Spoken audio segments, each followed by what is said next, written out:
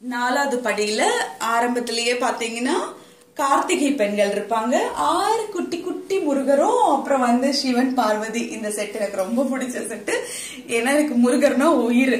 அதுக்கப்புறம் வந்து பார்வதி கையில முருகரும் அந்த பக்கம் சிவன் கையில விநாயகரும் இருக்கிற 2 சிலைகள் இருக்கும் இங்க. அதுக்கப்புறம் வந்து காமதேனு நம்ம எல்லாருக்கும் தெரியும், அந்த சிலை இருக்கு. அதுக்கு பின்னாடி வந்து லட்சுமி நரசிம்மர் இருக்காரு. அப்புறம் இந்த முன்னாடி இங்க இருக்கிற அந்த 4 சிலைகளும் பாத்தீங்கன்னா ராமர், சீதை, லக்ஷ்மணர், ஹனுமன் இந்த சிலைகள் இருக்கு. அதுக்கு பின்னாடி வந்து ரங்கநாதர்.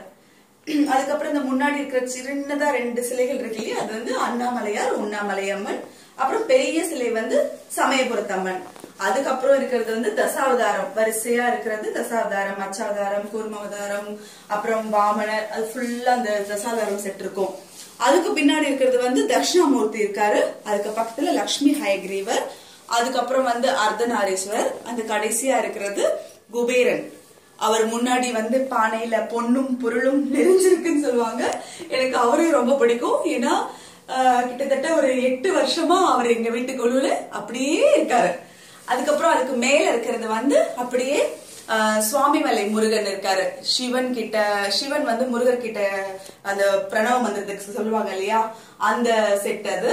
அதுக்கு பின்னாடி இருக்கிறது வந்து லக்ஷ்மி மடியில விஷ்ணு படுத்திருப்பாரு. அது பாக்குறதுக்கே ரொம்ப பிரமாதமா இருக்கும். நான் ரொம்ப ஆசைப்பட்டு வாங்கின ஒரு சிலை அது. அவங்க பக்கத்துல வந்து அங்க பின்னாடி நிக்கிறது உலகளந்த பெருமாள். அவரும் வந்து அந்த அந்த ஃபுல்லா கருப்புல வந்து அவருடைய அந்த அங்கவஸ்திரமும் ரொம்ப அழகா இருக்கும்.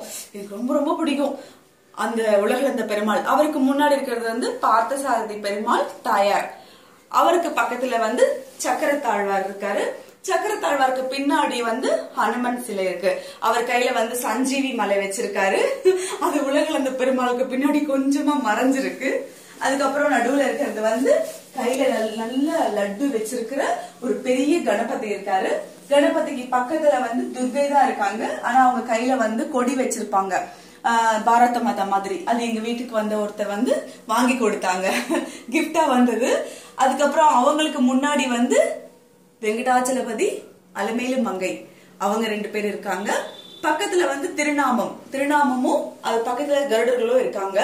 அவங்களுக்கு முன்னாடி இந்த ஷடாரின்னு சொல்லுவாங்க இல்லையா, நம்ம பெருமாள் கோவிலுக்கு போனோம்னா நமக்கு தலையில ஆசீர்வாதம் பண்ண வைப்பாங்க, அந்த குட்டியா, அது மாதிரி குட்டி குட்டி எல்லாம் எனக்கு ரொம்ப பிடிக்கும் அது. அதுக்கப்புறம் வந்து இவங்க வந்து இந்திராணி வந்து சிவன் கிட்ட அடைக்கலமானாங்க இல்லையா, இது அந்த பொம்மை. அவங்களுக்கு பின்னாடி இருக்கிறது வந்து பிரதோஷ வழிபாட்டுக்கு ரொம்ப சிறந்த சுருட்டப்பள்ளி சிவன். இது போன வருஷம் என் தம்பி எனக்கு கொடுத்த கிஃப்ட். எனக்கு ரொம்ப பிடிக்கும். சோ இது வந்து இந்த பிரதான கொலு அப்படின்னு சொல்ற மெயின் கொலுல இதெல்லாம் வச்சிருக்கேன். இது எல்லாமே நிறைய இருக்கு.